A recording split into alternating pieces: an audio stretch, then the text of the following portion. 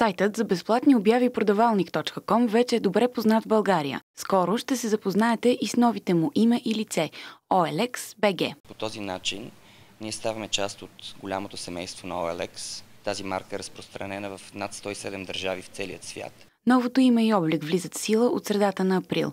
Добрите практики обаче ще бъдат запазени. Сайтът остава безплатен за публикуване на обяви, че се запазват техните данни за достъп до потребителския им профил. Те не е нужно да предприемат други конкретни действия, след като се случи промяната. За потребителите на продавалник или скоро на OLX има и още една добра новина.